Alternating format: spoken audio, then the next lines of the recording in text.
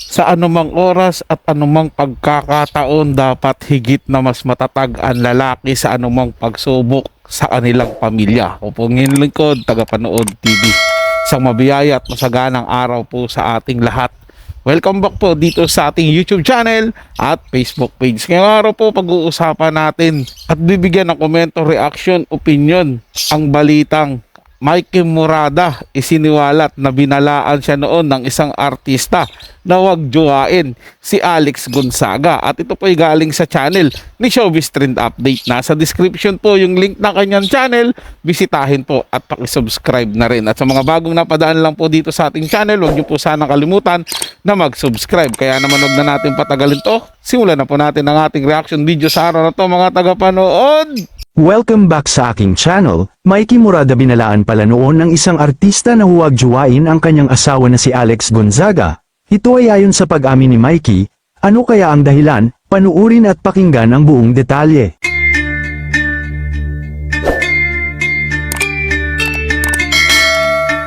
Marami nga ang nagulat sa naging pag-amin ni Mikey Morada nang aminin nito ang tungkol sa naging panliligaw niya kay Alex Gonzaga noon na kasalukuyang asawa na niya ngayon. Dahil ayon sa kanyang isiniwalat, may isang artista palang nag-warning sa kanya na huwag nang ituloy ang panliligaw kay Alex Gonzaga. At ang nakakagulat pa dito, ay talaga raw kinausap siya ng naturang celebrity na kung may plano siyang pormahan at jowain si Alex ay hindi na raw niya dapat ituloy. Napag-usapan ng tungkol dito sa latest episode ng Tony Talks kung saan binalikan ni Tony Gonzaga ang unang pagbisita ni Mikey kay Alex sa ASAP ng ABS-CBN. Ikinwento sa akin ni Alex na nung una mong bisita sa ASAP, may isang artistang nagtanong sa'yo, bakit ka nandito? Tapos ang sagot mo is bibisitahin ko si Alex, tapos ang sagot sa'yo ng artista na yun is, naku, if I were you, huwag na si Alex, pero tinuloy mo pa rin, ang sabi ni Tony sa kanyang brother-in-law.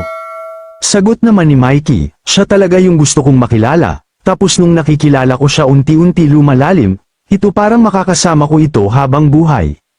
Pag-amin niya pa, deep inside kapag nakilala mo siya, napakamabuti at masarap niyang mahalin. Ayon pa kay Mikey, may mga ugali rin daw si Alex na nagbago sa loob ng 5 taon nilang pagsasama as married couple.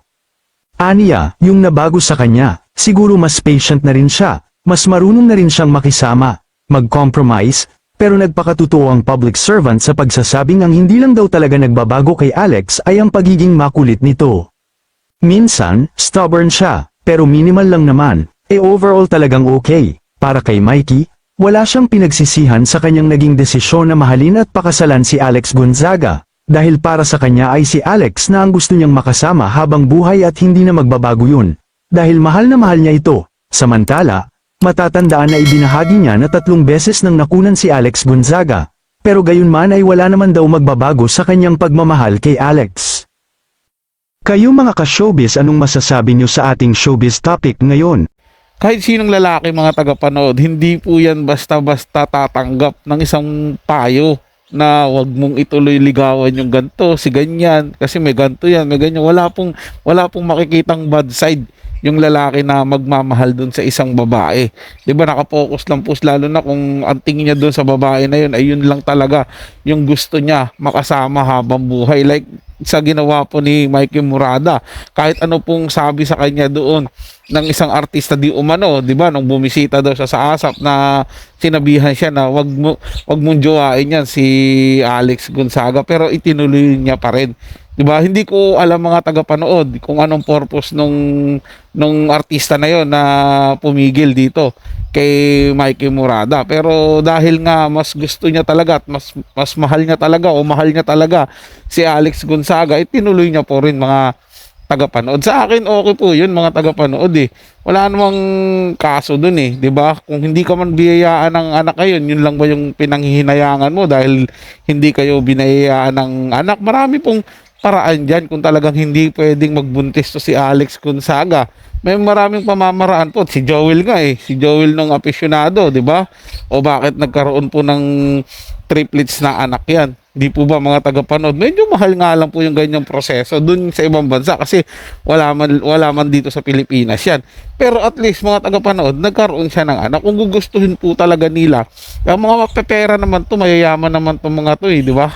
Kaya po nila yan. Pero bata pa naman si Alex mga tagapanood, pwede pa silang sumubok ulit na magkaanak. Siguro yung sinasabi niya lang na pinayuhan siya noon, parang pinipigilan siya na wag ito, na hindi ka nito mabibigyan ng anak. Pero hindi naman po siguro, yun lang ang tinitingnan ni Mikey Morada, para kaya tinuloy niya kasi yung pagmamahal po hindi po kayang pigilan yan, di ba mga tagapanood? Basta once na pumasok sa iyo yan at nakapili ka ng tamang tao, tingin mo, minsan nga mali ka ng pinili pero pinurso mo pa rin yung tao na yun, sa dulo nagsisi ka, dapat hindi na ilang ito. Pero dahil nga minahal mo, talagang susundin mo yung kung ano yung nararamdaman mo para doon sa tao na to. Huwag lang po mawalan ng pag-asa sina Mikey Morada at Alex Gonzaga. Tingin ko po darating din yung panahon na mabibiyayaan din po sila ng mga anak. So yun lang po mga tagapanood, may nagustuhan nyo po yung ating talakayan sa araw na to. Kung kayo bago lang po na napadaan dito sa ating channel, huwag nyo po sanang kalimutan na mag-subscribe. Hit nyo na rin po notification bell para lagi pa kayong updated sa mga bago pang video na ating ilalabas.